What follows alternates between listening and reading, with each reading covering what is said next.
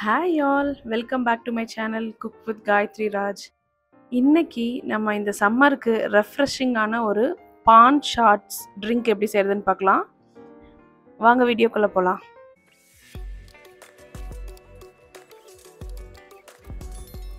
ஒரு mixie jar எடுத்துக்கலாம். அதில் வெத்தலை ஆட் பண்ணுறேன், சுகர் ஆட் பண்ணிக்கலாம், சோம்பு ஆட் பண்ணுறேன், குல்கந்த் ஆட் பண்ணியிருக்கேன், சில்லுன்னு பால் ஆட் பண்ணியிருக்கேன், வெனிலா ஐஸ்கிரீம். அவ்வளோதான். இதை நல்லா கிரைண்ட் பண்ணிக்கலாம். இப்போ வீட்டிலையே சூப்பரான இந்த சம்மருக்கு ஏத்தாப்புல ரிஃப்ரெஷிங் ட்ரிங்க் ரெடி ஆயிடுச்சு.